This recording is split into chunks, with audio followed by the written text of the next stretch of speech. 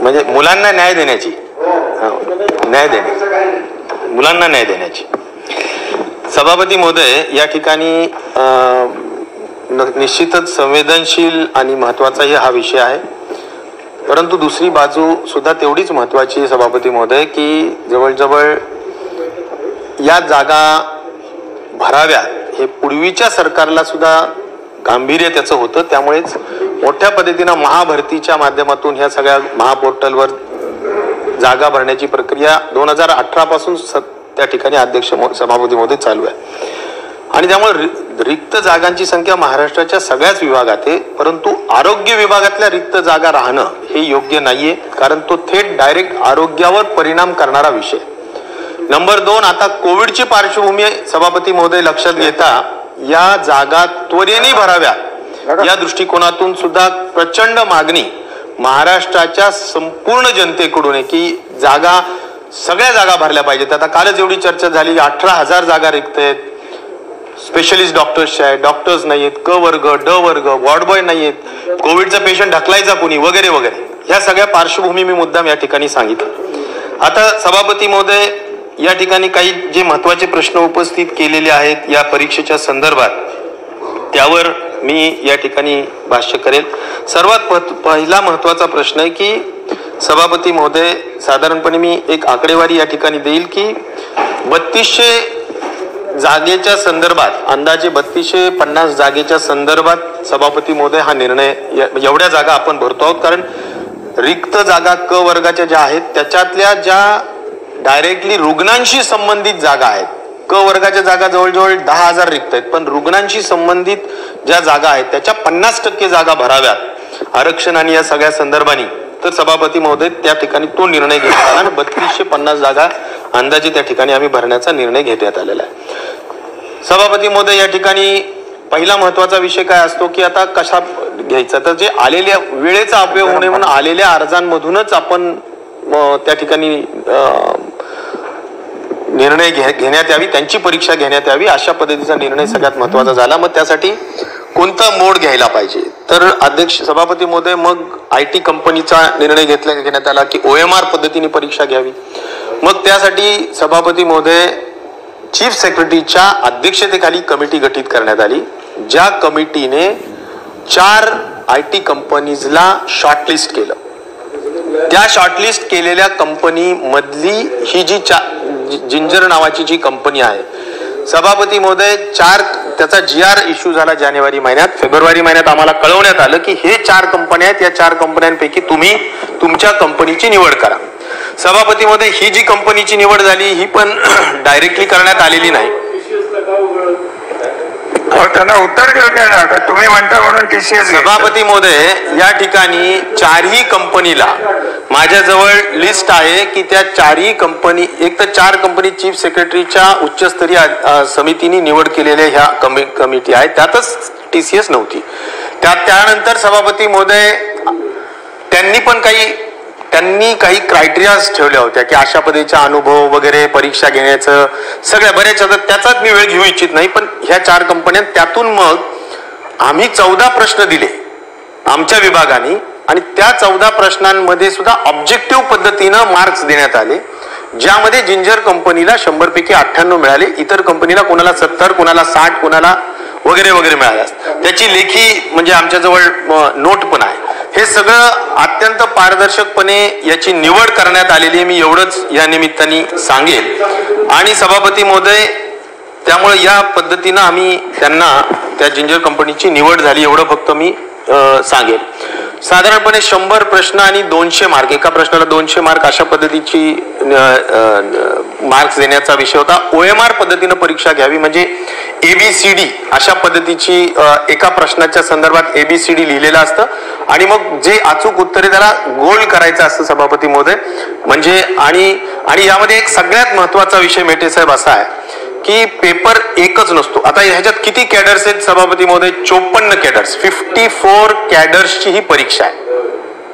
आता 54 प्रश्नपत्रिका आणि प्रत्येक कॅडरच्या प्रश्नपत्रिकेसाठी 4 वेगवेगळे सेट्स असतात. म्हणजे प्रश्न सारखे असू द्या, परंतु जर वेगळे सेटचा अर्थ प्रश्न क्रमांक 1 जर असा असेल की भारताची राजधानी काय, तर तो प्रश्न जरी 100 पैकी सगळे सेम असले तरी सुद्धा तो प्रश्न 1 नंबरचा ए सेट मध्ये वेगळा असतो, बी ला तोच प्रश्न 70व्या नंबरला असू शकतो, सी ला तोच प्रश्न 25व्या नंबरला असू शकतो. सभापती महोदय या पद्धतीनं वेगवेगळे सेट शकतो. सभापती महोदय या पद्धतीनं वेगवेगळे सेट्स करण्यात येतात. त्यामुळे एका केडरच्या एका संवर्गाच्या एका जी प्रश्नपत्रिका असते त्या प्रश्नपत्रिकेचे सुद्धा वेगळे 4 सेट असतात जे वेगळे असतात. त्यामुळे कोणी बाजूला बसलं तरी ते समजू शकत नाही की कोणतं उत्तर 1 नंबरचं उत्तर ए बरोबर आहे का एक तेच उत्तर दुसरं असू शकतं. अशा पद्धतीचा मी मुद्दाम या ठिकाणी माहिती सांगतो ना. मी सगळ्या तुमचे जे 4-5 मुद्दे आहेत त्या सगळ्या प्रश्नाचं उत्तर देणारे तुम्हाला माहिती आहे. मी कुठलाही एकही प्रश्न आणि सभापती मध्ये मी या ठिकाणी सांगू इच्छितो, मला स्वतःला सभागृहालाच विचारायचं एक्झॅक्टली की सांगा काय करायचं यात. कारण प्रश्न असा आहे की 5-6 जे काही मुद्दे त्यांनी उपस्थित केले. कारण दुसरी बाजू ही लक्षात घेतली पाहिजे सभापती महोदय की विद्यार्थी डोळ्यात तेल घालून वाटही बघतायत की बाबा ह्याचं आम्ही एवढा अभ्यास करून प्रश्न दिलेले आहेत आणि आमचं काही दोष नसताना आता काय जे काही पेपरबाजी झालेली त्याच्यात ज्या काही गोष्टी झालेल्या आहेत किंवा जी काही सांगितलेली परिस्थिती आहे त्या अनुषंगाने. तर सभापती महोदय या ठिकाणी मला हे सांगायचं होतं, माहिती डेटा पाहिला की 54 संवर्ग आहेत, कशा पद्धतीने प्रश्न पत्रिका वगैरे सगळ्या गोष्टी झाल्या. यात सभापती महोदय 4,16,000 विद्यार्थ्यांनी सभापती महोदय डाउनलोड केलं, म्हणजे काय म्हणायचं त्यांना अर्ज प्राप्त झाले होते आणि 2,36,000 प्रवेश पत्रिका त्या ठिकाणी हॉल तिकीट्स देण्यात आले आणि प्रत्यक्ष 1,33,000 सभापती महोदय परीक्षेला बसले. तर आज सभापती महोदय एकूण 32 जिल्ह्यांमध्ये ही परीक्षा झाली आणि 829 केंद्रांवर 829 केंद्रांवर ही परीक्षा घेण्यात आली सभापती महोदय. आता या सगळ्या संदर्भाने सभापती महोदय जी तक्रारीचं स्वरूप आहे त्याच्यावर थेट येतो मी, कारण त्यात बाकीच्या ह्याच्यात वेळ घालवण्यापेक्षा. परंतु एक नक्की आहे की या ठिकाणी जी काही कंपनीला काम दिलं होतं त्या कंपनीला अतिशय आधुनिक पद्धतीनं जी प्रोटोकॉल त्यांचा असतो परीक्षा घेण्याच्या संदर्भात तशा पद्धतीच्या सूचना देण्यात आल्या होत्या की ज्यामध्ये प्रश्नपत्रिकेचं स्टोरेज असेल, त्यानंतर त्यांचं वहन करण्याची जी पद्धती असते ती, त्याला स्टील बॉक्स मध्ये त्या प्रश्नपत्रिका ठेवणे, त्याला इलेक्ट्रॉनिक लॉक लावणे, त्या इलेक्ट्रॉनिक लॉक आणि संपूर्ण प्रश्नपत्रिकेच्या त्या इलेक्ट्रॉनिक लॉकला GPS पद्धतीनं कुठेच छापल्या, कुठून कशा स्टोरेज झाल्या आणि कुठून कोणत्या केंद्रावर किती वाजता गेल्या, या सगळ्या बाबतीतला रेकॉर्ड, डिजिटल रेकॉर्ड कोणत्याही क्षणी कुणालाही पाहायला उपलब्ध आहे. आणि त्यामुळं डिजिटल लॉक हे सभापती महोदय कुठे उघडण्यात आलं, ते कुणाच्या समोर उघडण्यात आलं, ते परीक्षार्थी जे आहेत म्हणजे विद्यार्थी त्यांच्या सगळ्यांच्या सह्या त्या ठिकाणी घेण्यात आलेल्या आहेत का नाही, त्यांच्या व्यतिरिक्त तिथले जे इन्व्हेस्टिगेटर्स आणि संपूर्ण जे लोक असतात खाली बसून बोल लागा, त्यासाठी मी हे म्हणतो बेटे साहेब. मी तुम्हाला एक सांगतो, ऐका, सगळं बोलतो, तुम्हाला जर समाधान नाही झालं ना तर मग माझं उत्तर झाल्यावर बोल. इथं बसले तुम्ही बोला हो, लक्ष देऊ नका, बोला. ते मला डिस्टर्ब करतात, आमचे मित्र असून डिस्टर्ब करतायत. बरोबर, मित्र असून डिस्टर्ब करू नये, मित्र असताना डिस्टर्ब करू. तुम्ही डिस्टर्ब केलं तर ते सोडतील, काहीही होणार नाही. तुम्ही म्हणतात ते बरोबर. हा आग्रह कुठला हो तुमचा? तुम्ही राजेश भैया, नाही, तुम्ही भैया साहेबांबद्दल खात्री दिली आहे ना? नाही, तुम्ही बोला, तुम्ही काही बोला हो, बोला. सभापती महोदय, मी या ठिकाणी सांगेल की सभापती महोदय जे आता महत्वाचे म्हणजे कशा पद्धतीने हे आधुनिक पद्धतीने हे करण्यात आलेलं आहे हे मी मुद्दाम माहिती म्हणून सांगितलं. त्याचा सगळा रेकॉर्ड कसा उपलब्ध हे मी माहिती म्हणून सांगितलं आणि कायमस्वरूपी उपलब्ध राहील, त्यात काही वादाचा विषय असण्याचं कारण नाही. आता महत्वाच्या तक्रारीवर येऊ. 5-6 तक्रारी आहेत, त्या प्रत्येक तक्रारीचं 1-1, 2-2 ओळीचं मी उत्तर या ठिकाणी देऊ इच्छितो. पहिलं सभापती महोदय या ठिकाणी असं आहे की 2-3 असे प्रश्न आहेत की ज्या संदर्भात आपण पुन्हा परीक्षा घ्यावी का, हा एक महत्वाचा विषय. सभापती महोदय की साधारणपणे औरंगाबाद जिल्ह्यामध्ये असणारे जे सेंटर्स आहेत त्या सेंटर्सवर साधारण 5 मिनिटापासून तर 45 मिनिटापर्यंत सेंटरवर वेगवेगळ्या ठिकाणी उशिरा पत्रिका गेली. हा पहिला मुद्दा आहे. हा का उशिरा गेली तर त्यांच्या प्रोटोकॉल प्रमाणे ज्या गाड्यांचा संच एकत्र जात असतो त्यातली एका गाडीचं नादुरुस्त झाली, त्या एकत्र सगळ्या जात असतात, त्यामुळे सगळ्या गाड्या थांबल्या, त्यांना दुरुस्त करून मग त्या गाड्या गेल्या. तर त्या ठिकाणी जो काही उशीर झाला त्या उशीर झालेल्या कारणांनी त्या सेंटर्सवर सभापती महोदय जेवढा उशीर, कारण तो त्याचं महत्व सुद्धा असं आहे की एक्झामच्या एक्झॅक्ट 1 तास अगोदर पर्यंत पेपर तिथे पोहोचले पाहिजे, खूप अगोदर नको, कारण त्या प्रोटोकॉल प्रमाणे त्यांनी तिथे गेले. सभापती महोदय मुख्य मुद्दा असा आहे की जो उशीर झालेला असेल ज्या सेंटरवर जेवढा 829 आणि 32 जिल्ह्यांपैकी मी सांगितलं तसं औरंगाबाद जिल्ह्यातल्या सेंटर्सवर उशीर झाला, बाकी कुठेही नाही. त्यामुळे त्या सेंटरवर एक्स्ट्रा टाइम जेवढा उशीर झाला होता तेवढा एक्स्ट्रा टाइम देण्यात आलेला आहे. त्यामुळे मुलांचा नैसर्गिक आणि इक्वल ज्याला म्हणू आपण सगळ्यांना न्याय दिला पाहिजे, त्यामध्ये कुणाची तशी तक्रार नाही. जिथे अर्धा तास लेट तिथे अर्धा तास लेट झाला. सभापती महोदय तुम्हालाच बोलायचंय. आता या एका कारणामुळे मला सभागृहात त्यांना सांगा तुम्ही नंतर, पण त्यांना माझं असं म्हणणं आहे की आता ह्या मुद्द्यावर माझं सभागृहाला सुद्धा अशी विनंती करायची आहे सभापती महोदय की या मुद्द्यावर आपण पुन्हा परीक्षा घ्यायची. ह्या मुद्द्यावर एक मुद्दे मी सांगतो की जर टाइम दिलेला असेल, जेवढा टाइम लॅग झालाय तेवढा टाइम लॅग आपण दिला असेल तर तो परीक्षा पुन्हा घ्यायची का, हा एक प्रश्न. हा खऱ्या अर्थाने पूर्ण 1,33,000 विद्यार्थ्यांना वेठीस या कारणाने धरायचं का, हा पहिला प्रश्न. दुसरा विषय सभापती महोदय असा आहे की दोन ठिकाणी सभापती महोदय 829 पैकी 2 ठिकाणी सभापती महोदय सेंटर उशिरा उघडण्यात आले, कारण कोविडमध्ये सगळ्या शाळा बंद ठेवाव्या वगैरे असं कळवण्यात आलं होतं. एका कलेक्टरला त्या पद्धतीने उशीर झाला.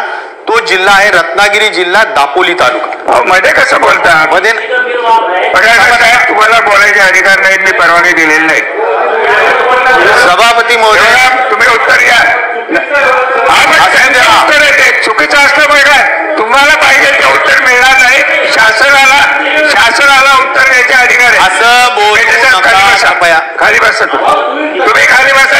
चर्चा संपू का, चर्चा संपू का? असं नाही बोला, असं नाही बोला तुम्ही.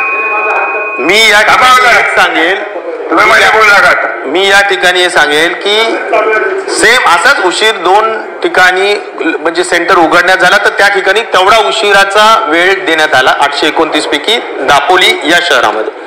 तर हा झाला दुसरा विषय. सभापती महोदय तिसरा विषय असा आहे की काही ठिकाणी सोशल डिस्टन्सिंग पाळण्यात आलं नाही किंवा जरा जास्तीची गर्दी झाली, तर सभापती महोदय त्या ठिकाणी सुद्धा ते 829 पैकी असे 2 ठिकाण आहेत. रेकॉर्डवर मी सांगू इच्छितो, राहुरी आणि नाशिक शहरामध्ये.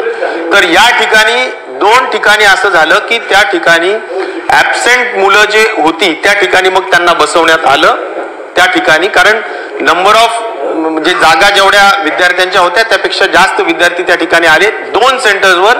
तर त्या ठिकाणी जे ऍबसेंट मुलं होते त्या ठिकाणी त्यांना बसवण्यात, नंतर त्यांच्या जागेवर त्यांना बसवण्यात आलं. पण असला कुठेही त्यामुळे कॉपीज होऊ शकते किंवा त्यामुळे कुणाचंही काही हे होऊ शकतं, अशातला कुठलाही प्रकार तिथं झालेला नाही.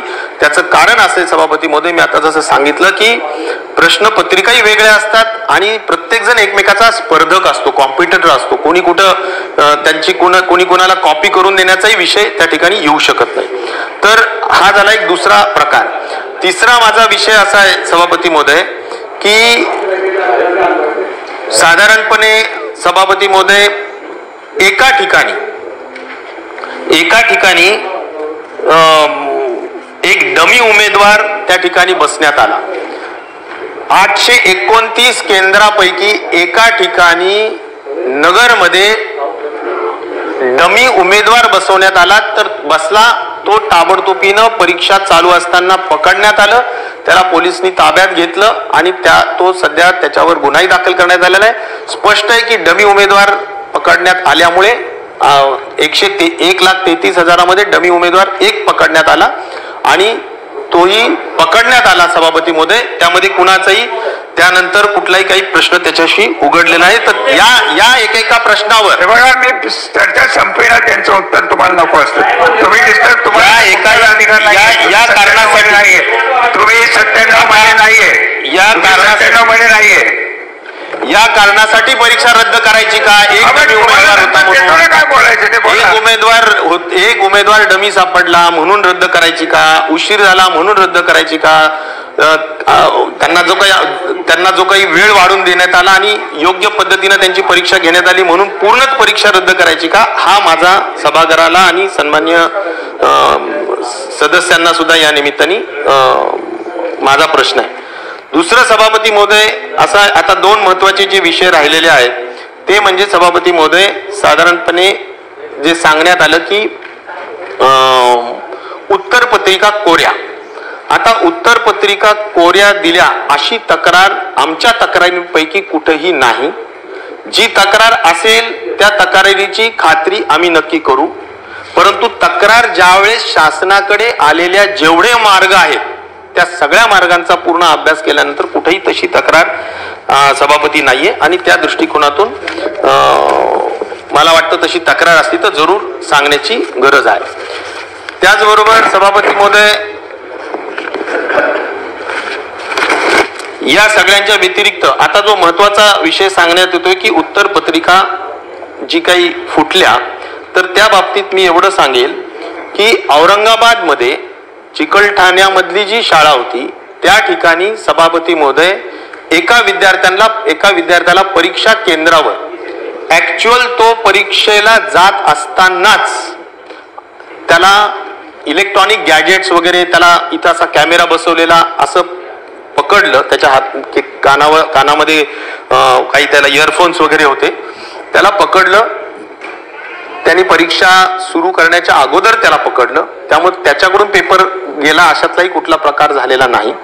परंतु त्याच्याकडून लगेचच हे पण वधवून घेण्यात आलं परीक्षा की कुठेतरी एक सेंटर आहे औरंगाबादमध्ये खोकडपुऱ्यामध्ये की ज्या ठिकाणी एक संस्था किंवा एक सायबर कॅफे तिथे काही प्रश्नपत्रिका मागून घेऊन उत्तर पत्रिका देणार आहे. त्याच्याकडून ते कळाल्यानंतर तिथे ताबडतोबीनं पोलिसांनी छापा मारला, त्यांना संपूर्ण 2-3-4 लोकांना पकडले, ते संपूर्ण अटक आहेत. त्यांच्याकडे जे काही कागदपत्र आहेत ते हातात घेतलेत. त्यातून जे लक्षात आलेलं आहे सभापती महोदय, एक मिनिट बस. हे बघा, मी तुम्हाला पडळकर साहेब नीट दोनदा सांगितलेलं आहे की 97च्या चर्चेत ज्यांचे नाव आहेत त्यांनाच भाग घेता येतो. ही काही सार्वजनिक 200, पण त्याला मी तुम्हाला नाही म्हणलंय. त्यामुळे माझे हे पूर्ण अधिकार आहेत, तुम्हाला बोलता येणार नाही. तुमचा नाही मी रेकॉर्डवर घेणार नाही. तुम्ही खाली बसा, तुम्ही खाली बसा, तुम्ही खाली बसा. काय कबूल करतो मी काहीच कबूल करत नाहीये, मी ते सांगतो. अहो, कबूल करायला तुम्ही आज बसलेत का? त्यांना त्यांचे योग्य उपाय ते सांगतायत. तुम्हाला पटत नसलं तर तुम्हाला मार्ग मोकळे आहेत. मेटे साहेबांनी सांगितलंय, त्यांचं उत्तर मान्य नाही झालं तर कोर्टात जातील, ते जातील. मग सरकार देतंय ना उत्तर, सरकारला उत्तर तर देऊन द्या.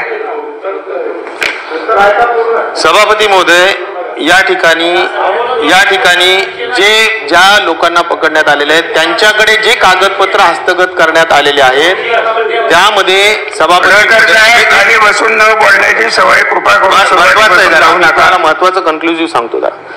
मी या निमित्ताने एक सांगेल की एक आरोग्य अधिकारी नावाचं एक चला बाहेरच्या वाटपात, हा ते सांगतो. आरोग्य सेवक आणि सभापती महोदय या ठिकाणी ड्रायव्हर, ह्या दोन जे संवर्ग आहेत त्याचे 10वीच्या बेसवर याचा परीक्षा असते, तर त्यांची प्रश्नपत्रिकेतले काही म्हणजे जसं 100 प्रश्न असतात त्यातले 5-25 प्रश्न त्या लोकांच्या पर्यंत पोहोचले होते. ही वस्तुस्थिती पोलिसांनी, आयोग जो चर्चा करतोय त्यांनी मला सांगितली. या सगळ्या गोष्टींच्या व्यतिरिक्त म्हणजे त्यांनी त्यानंतर कुणाला उत्तर देऊ शकलेत का, खरोखर त्यांनी तिथून काही तयार करून काही कळवलंय का वगैरे वगैरे, ह्या बाबतीत कुठेही काही नाही.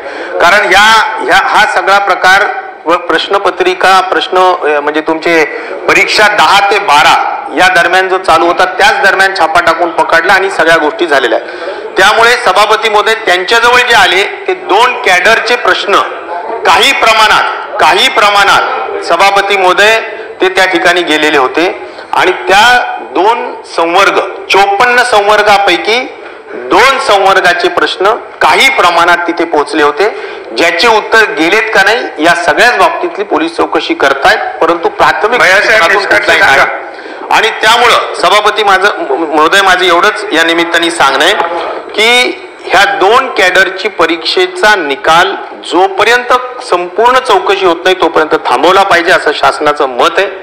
तिसरा एक महत्वाचा विषय सभापती महोदय एवढाच आहे की एका ठाण्याच्या हद्दीपर्यंत, कारण हे रिजनल हे असतात, कार्पेंटर नावाचं जे सुतार नावाचं पद असतं तर ते रिजनल पद आहे आणि ते पद भरण्यासाठी ठाणेच्या मध्ये जी परीक्षा झाली होती त्या सेंटरवर सभापती महोदय अशी एक गडबड झाली तिथे की 2 सेंटर देण्यात आले होते, परंतु प्रश्नपत्रिका एकाच सेंटरवर गेली, त्यामुळे ज्या दुसऱ्या सेंटरवर जी मुलं होती ती जाऊपर्यंत उशीर झाला होता. तर तेवढी जी काही कार्पेंटरची जी परीक्षा आहे ती साधारण 60 मुलांची आहे, 60 विद्यार्थी, पण पद 2च आहेत पण 60 विद्यार्थी आहेत. तर या निमित्ताने मी एवढंच सभागृहाला आश्वासित करू इच्छितो की कार्पेंटरची परीक्षा पुन्हा घेण्यात येईल. सभापती महोदय, कार्पेंटरची परीक्षा पुन्हा घेण्यात येईल.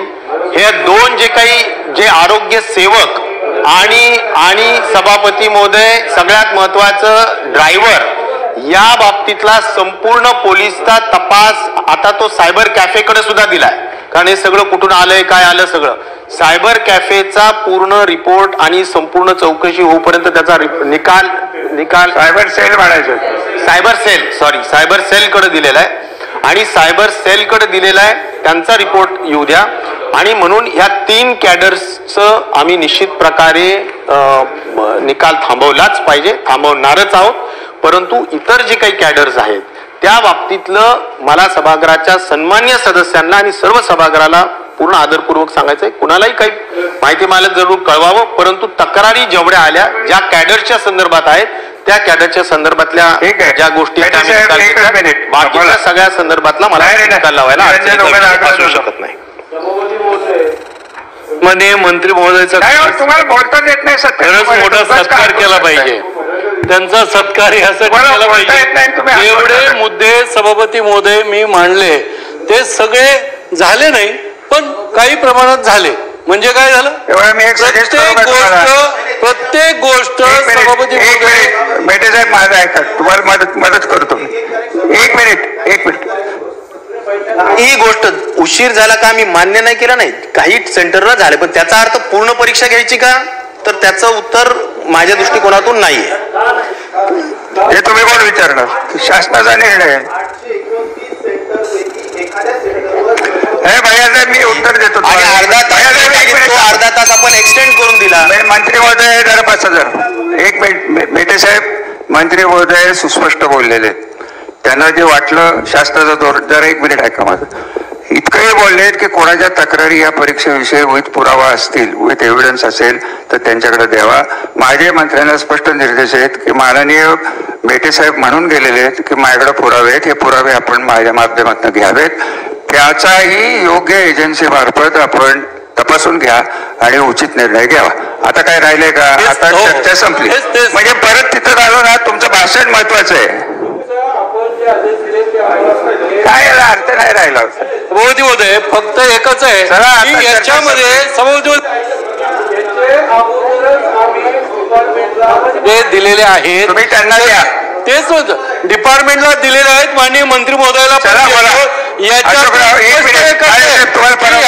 आरोग्य घोटाळा खूप मोठा झालेला आहे, त्यामुळे आरोग्य घोटाळ्यामुळे परीक्षा तुम्ही निवेदन करायचं